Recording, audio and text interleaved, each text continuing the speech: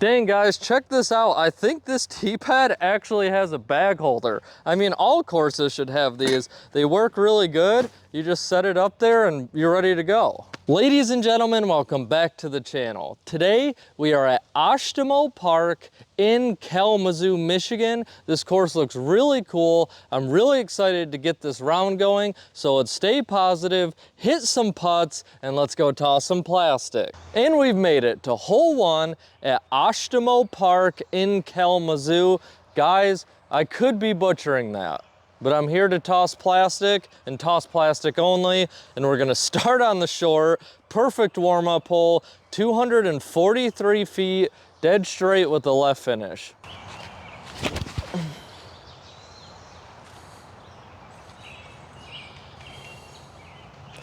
All right, should be a decent little putt.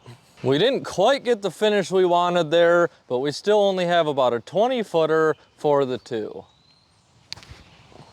Hole 2, we are hopping to a long 345 feet. You just want to throw a nice flip up and let it slowly fade to the right. So we are going to go with the Valkyrie and hopefully stay out of trouble because it looks like there's a lot of it off these fairways. Flip, flip, flip. Oh, that looked really good. Really nice toss with the Valkyrie. I knew if I would have pushed to get the whole 345 in distance, I probably would have lost a little bit of accuracy. So I'm more than happy with this. We still have about a 28-footer for the 2. Let's go. That's what I'm talking about. I've been doing so much field work lately, and I think I figured out what's been causing me issues. Hole 3, 345 feet, long hyzer shot. I think as long as we get past the first grouping of trees, we should work out all right. Oh, be good. Oh, I did hear a late tree kick. We didn't quite get as much hyzer action as we wanted, but we are in the middle of the fairway. No complaints here. We still have probably a 52-footer for the 2. Oh, too long. Good run though, for the par.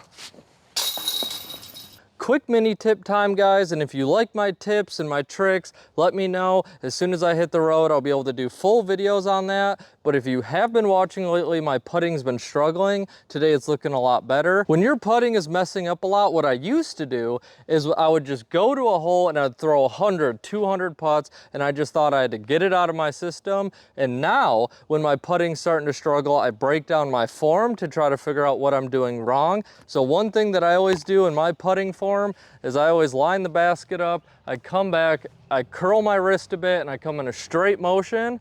And what I was doing is as I came back, I was actually coming to my left hip a little. So then when I came up, I was on this natural angle. And so I kept missing right. And guys, as soon as I got myself lined back up, the putts began to fall. So if you're really struggling, check your form. Hole 4, and let me tell you, an absolute gorgeous hole. This is one of the best looking holes I've probably ever played. I'm not gonna lie. 447 feet, pretty much dead straight. You want a left finish uphill.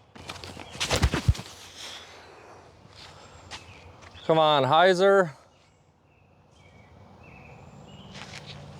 I think that's all right. This PFN Champion Boss I just got, this thing is gonna be an absolute bomber once I get it figured out. We got a ton of distance off that, especially going uphill, but we still have about 62 feet uphill for the 2. Come on. Oh, come on. Oh, that hit the basket and the band. Oh, I just had a feeling that something special was gonna happen, and then I missed. You hate to see it, but you love to see it. Hole 5, 339 feet, meat hook left. This is a tough hole to get to off the tee, I think, so we are gonna go with a pretty soft halo boss throw. Oh, that's bad, that's too wide. Bounce in the fairway. Horrible throw, good tree kick, not a lost disc. Not our best drive, but in the fairway, that's what we're shooting for today. We still have probably 110 feet to the basket. I am gonna go with the Kia because it is a pretty sharp hyzer shot.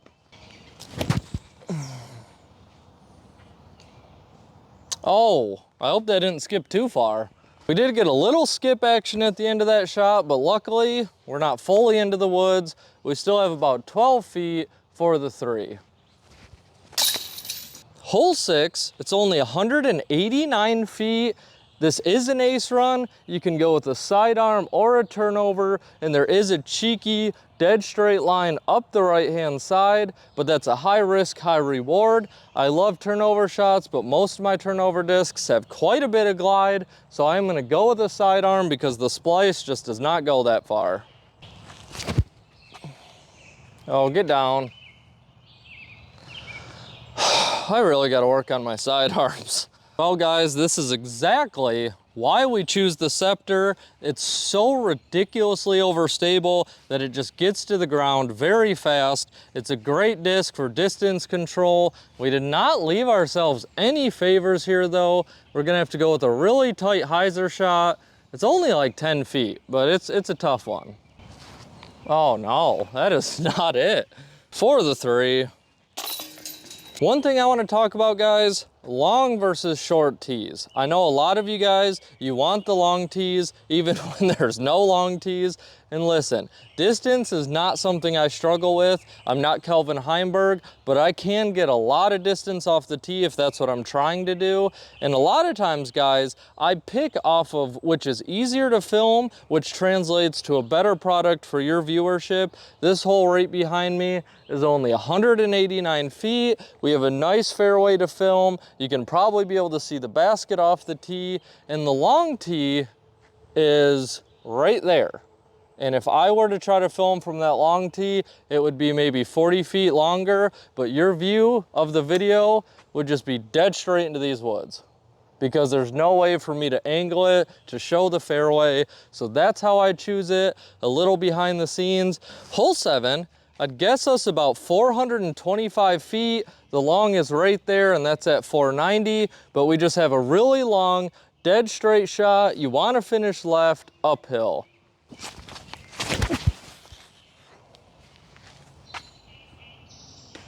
Oh, that tree just killed us. Huge bummer, guys. That disc still had a lot of life left on it, but we still have about 100-foot hyzer shot for the 2. Skip up there. For the 3. Hole 8, 273 feet. You just want to throw dead straight with a very slight hyzer. Oh. Hopefully we can stop these tree hits. Bad throw, but a really cool putt. We have about 32 feet, big hyzer shot. Oh. For the 3. Hole 9, 408 feet uphill. We are gonna go for it, and we're gonna go with the Corvette because we don't want to hyzer out, and I think finishing right rather than left is gonna work out much better. Oh, that's perfect. Get around the trees. Oh no. We are getting robbed of some good ones. This basket is very well guarded though. It just would have been nice to see that play out. We still have about 60 feet uphill for the 2.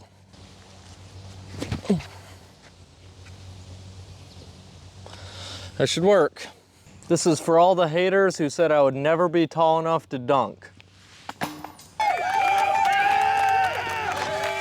Hole 9 break, and we're going completely off disc golf. We're gonna have ourselves another one of my random rants, but have any of you guys used pre-workout? I do go to the gym, I'm no meathead, I'm nothing like that, nothing too hardcore, but I saw a promotion where you got pre-workout, protein powder, vitamins, and a t-shirt for like $15. and I'm not passing that up, you know what I mean? And it was like this big pack of pre-workout. Like, it was thick. I didn't read it, you know, should've, didn't, you know, moving forward. I had this little shaker and I just poured it all in there, and I shook it up and I pounded it, felt great. 20 minutes into being in there, I was having a full-fledged heart attack. I mean, it felt like there was 1,000 fire ants just trying to melt my face off. So I tried to just fight through it. I was on the treadmill, that wasn't working, so I went to one of the workout machines and I was like, I'll power through it, this is probably normal. I'm mid-set, I'm jamming out to some dubstep, getting in the zone, and then I realized that I wasn't playing any music, and that was my heart beating through my chest to the point where it started to hurt. At that point, it was abandon all ships. I just went into the locker room and I went and sat in the shower, and I did not get out of that shower. I'm not gonna lie. I did not get out of that shower for probably an hour and 20 minutes until I finally calmed down enough that I felt like I could walk. Moral of the story, guys, all that fine print on the back, you don't need it. Get it out of here. You know what I mean? It only took me about 6 days until I could breathe regularly again, but that's besides the point. After reading the back of the pack, that was 3.5 doses, and it said literally, if it's your first time, we recommend half of a dose and in a much bigger water container. So that's my story. You guys let me know. Have you had any crazy caffeine experiences? Hole 10, 357 feet, dead straight. This course is absolutely gorgeous, and we have this nice beam of light coming right into the fairway. I'm gonna go with the hex. I'm not sure if we can get it there, but I rely on it and it will go dead straight. I'll settle down. It definitely got the distance. The hex did get us here. We are exactly pin high. We did have a slight elevation drop, so I was pretty confident in choosing the hex. We have about 26 foot hyzer putt for the 2. Come on. Oh my gosh. Oh. Hole 11, an absolute bruiser of a hole. 468 feet, basically dead straight, but way uphill, so it's gonna play quite a bit longer.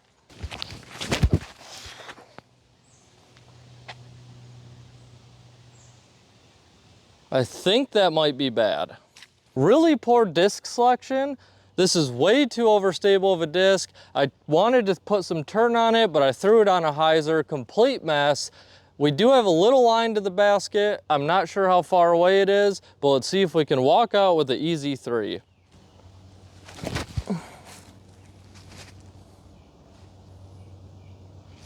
Really nice scramble shot. We've left ourselves about 22 feet for the par save. Nice putt, nice form. Hole 12, 438 feet, slightly downhill, absolutely dead straight.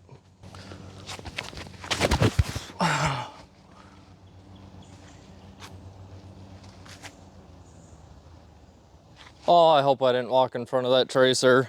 We got pin high, but unfortunately, I hugged the wrong side of the fairway, so we hyzered out into the prickers instead of towards the basket. We have about a 30-footer for the 2. Come on. Let's go. Finally it falls in. You guys ever just walking through the woods and you see something that just really stands out and you think, how and why did it get here? I'm over here in the woods, guardrail. Just guardrail right through the woods. I don't know. If any locals watch this, I would love to know why this guardrail is here. Hole 13, 273 feet.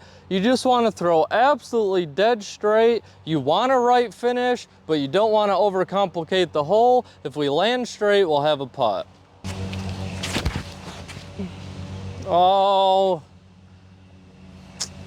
good throw, but you got to get it in the air.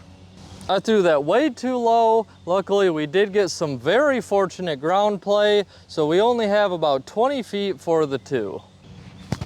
Oh, for the 3. Hole 14, 456 feet, absolutely dead straight. We're gonna stick with our champion boss. It's really working for us today, so I'm not gonna mess with it.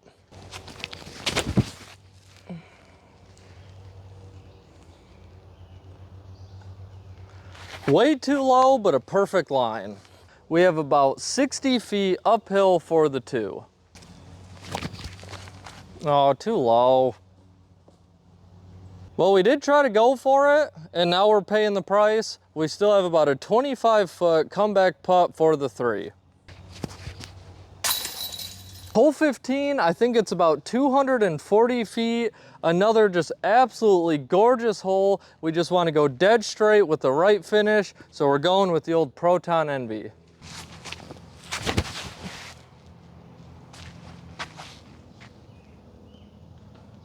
Oh, I think that was really good. I'm not gonna lie, guys, when I let that go, I thought for sure we were gonna hear chains. I just had that feeling. I don't know if we caught some of this low ceiling, but that would have been amazing. Hole 16, it's only 222 feet. You might be able to barely see the top of the basket, dead straight downhill. This is a really fun hole to empty your bag on. Come on, come on. Oh. Man, I really had a feeling we were gonna hit an ace today, and that was as close as it's gonna get. Hopefully I can get one for you guys soon. The black ace does not count. Hole 17, 297 feet. We are absolutely going for it, so we're gonna send the hex, and hopefully it holds a slight ante the whole way.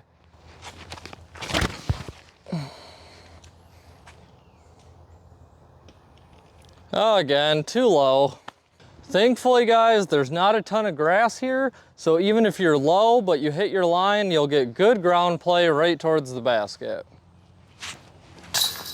And rounding off, Oshtemo Park, short and simple, hole 18, 231-foot hyzer shot. We're throwing right at the pickleballers, and guys, pickleball, yes or no? I've always wanted to try it. It looks like a blast. So if I'm coming to any of your hometowns and you want to throw down on some pickleball, I'm in. That's all I'm saying. You supply everything, but I'll show up.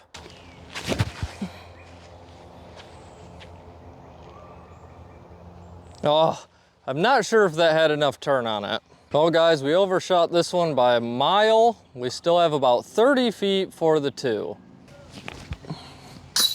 Yes, I thought that was bouncing out. Great way to end the round. And that wraps up today's video at Oshtemo Disc Golf Course in Kalamazoo, Michigan. And guys, I have not had this much fun playing a course in a long time. There is absolutely no question where the next hole is, what the fairway is, or what line you need to hit to get to the basket. Great tee signs, nice concrete tee pads, good conditioned baskets. There are definitely some short holes that kind of give back to you, but there are plenty of holes to open your arm up. And the best thing is you have to be accurate. You have to be throwing lasers. There's no big turnover shots here to get every ounce of distance you can. You have to be on your game and you have to commit to the shot. This course can get pretty busy though. I did meet a gentleman in the parking lot this morning, super nice guy. He told me all about it, and this course gets packed. So definitely make sure it's not a league night or not a busy afternoon if you just want to have a calm and peaceful round to yourself.